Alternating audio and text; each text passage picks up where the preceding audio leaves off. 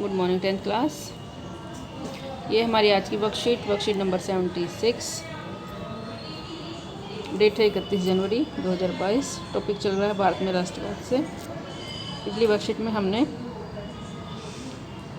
कार्यपत्र 74 और 75 में असहयोग आंदोलन में शहरी ग्रामीण लोगों की भागीदारी के बारे में पढ़ा था। इसमें हमने असहयोग आंदोलन में बागान मजदूरों की भागीदारी और असहयोग आंदोलन के बाद होने वाले प्रभाव घटनाओं के बारे में भी आज की वर्कशीट में हम पढ़ेंगे। अब बागानों में स्वराज। बागान मतलब चाय के बाग। महात्मा गांधी के विचारों और स्वराज की अवधारणा के बारे में मजदूरों की अपनी समझ थी। सबको अपने अपने फ़ायदे के लिए लग रहा था कि हमारे लिए ये होगा, हमारे लिए ये होगा। असम के जो बागान मजदूर थे उनके लिए आज़ादी का मतलब था कि वे उन चार दीवारियों से जब चाहे आ जा सकते थे जिनमें उनको बंद करके रखा गया था। उनके लिए आज़ादी का मतलब था कि वे अपने गांव से संपर्क रख पाएंगे। 1859 के इंग्लैंड इमिग्रेशन एक्ट के तहत बागानों में काम करने वाले मजदूरों को बिना इजाज़त बागान से बाहर जाने की छूट नहीं होती थी। उन्हें परमिशन लेनी पड़ती थी मालिक की। जब उन्होंने असहयोग आंदोलन के बारे में सुना तो हजारों मजदूर अपने अधिकारियों की अवहेलना करने लगे। उन्होंने बागान छोड़ दिए और अपने घर को चल दिए। उनको लगता था कि अब गांधी राज आ रहा है, इसलिए अब हर एक को गांव में ज़मीन मिल जाएगी। लेकिन वे अपनी मंजिल पर नहीं पहुंच पाए। रेलवे और स्टीमरों जो इसमें समुद्र में चलते हैं की हड़ताल के कारण वे रास्ते में ही फंस गए। उन्हें पुलिस ने पकड़ लिया और उनकी बुरी तरह से पिटाई हुई। ये 3 नंबर में आपसे पूछा जा सकता है कि असम के जो बागान मजदूर थे उन्होंने स्वराज आंदोलन में हिस्सा क्यों लिया। यहाँ तक थे हमारा असहयोग आंदोलन। 3 नंबर में आपसे पूछा जा सकता है किसी भी घटना के बारे में, तो थोड़ा सा अच्छे से आप पढ़ लेंगे। फिर है गांधी जी का चलाया हुआ दूसरा आंदोलन भारत में सविनय अवज्ञा आंदोलन, जो बड़े पैमाने पर फैला।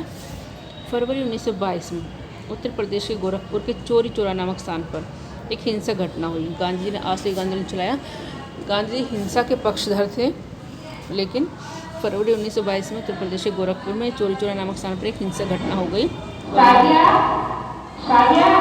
और महात्मा गांधी ने असहयोग आंदोलन वापस लेने का फैसला कर लिया। ये घटना क्या हुई थी कि जो क्रांतिकारी थे उन्होंने पुलिस स्टेशन में आग लगा दी थी। इसमें कई पुलिस वाले मर गए थे, जिसकी वजह से गांधी जी ने आंदोलन वापस ले लिया। तो 1 नंबर में ये मैप में भर नहीं आएगी ये जगह, और पूछा भी जा सकता है कि 1 नंबर में कि कहाँ पर आंदोलन वापस लिया गांधी जी ने। कांग्रेस के कुछ नेता इस तरह के जनसंघर्षों से थक चुके थे और वे प्रांतीय परिषदों के चुनाव में हिस्सा लेना चाहते, वे इलेक्शन चाहते थे देश में। उनको लगता था कि परिषदों में रहते हुए ब्रिटिश नीतियों का विरोध करना ज़्यादा महत्वपूर्ण। उनको लगता था कि राजनीति में रहते हुए विरोध आसानी से कर सकते हैं। CR दास और मोतीलाल नेहरू ने कांग्रेस के भीतर ही स्वराज पार्टी का गठन कर लिया। लेकिन मोतीलाल नेहरू जो थे वो जवाहरलाल नेहरू के पिता थे, और सुभाष चंद्र बोस जैसे युवा नेता ज़्यादा उग्र जन आंदोलन और पूर्ण स्वतंत्रता के लिए दबाव बना हुए थे। इन्होंने ये चाहते थे कि पूर्ण स्वतंत्रता के लिए आंदोलन का सहारा लिया जाए और देश को पूरी तरह से आज़ाद करा दिया जाए। फिर आए साइमन कमीशन। राष्ट्रवादी आंदोलन के जवाब में ब्रिटिश सरकार ने, जब अंग्रेजी सरकार ने देखा कि भारतीय जो हैं वो जागरूक हो गए हैं और आंदोलन कर रहे हैं, तो उन्होंने क्या किया, सर जॉन साइमन आदमी का नाम है के नेतृत्व में एक आयोग का गठन किया, एक कमेटी का गठन किया सर जॉन साइमन के नेतृत्व में। इस आयोग को भारत में संवैधानिक व्यवस्था की कार्यशैली का अध्ययन करना था कि भारत में किस तरीके से राजनीति की जा सकती है, उसके बारे में सुझाव देने थे। लेकिन समस्या यह थी कि इस आयोग में एक भी भारतीय सदस्य नहीं था। भारत के बारे में ही जानकारी चाहिए और भारतीय ही इसमें नहीं है। तो क्या किया, भारतीयों ने इसका विरोध किया। सारे अंग्रेज थे। 1928 में जब साइमन कमीशन भारत पहुंचा तो उसका स्वागत साइमन कमीशन वापस जाओ, साइमन कमीशन गो बैक के नारों से किया गया। कांग्रेस और मुस्लिम लीग सभी पार्टी ने प्रदर्शन में हिस्सा लिया था। इस विरोध को शांत करने के लिए वायसराय थे उस समय के लॉर्ड इरविन, भारत में अंग्रेज अधिकारी थे, ने अक्टूबर 1929 में भारत के लिए डोमिनियन स्टेट्स का गोलमाल से ऐलान कर दिया। 1 नंबर में पूछा जा सकता है कि वायसराय कौन थे उस समय, लॉर्ड इरविन। अक्टूबर 1929 में भारत के लिए डोमिनियन स्टेट्स का गोलमाल ऐलान कर दिया। उन्होंने इस बारे में कोई समय सीमा भी नहीं बताई कि कब ये लागू होगा। मतलब भारत को डायरेक्ट आज़ाद करने का ऐलान कर दिया, लेकिन ये नहीं बताया कि कब होगा। उन्होंने सिर्फ इतना कहा कि भावी संविधान के बारे में चर्चा करने के लिए गोलमेज सम्मेलन आयोजित किया जाएगा।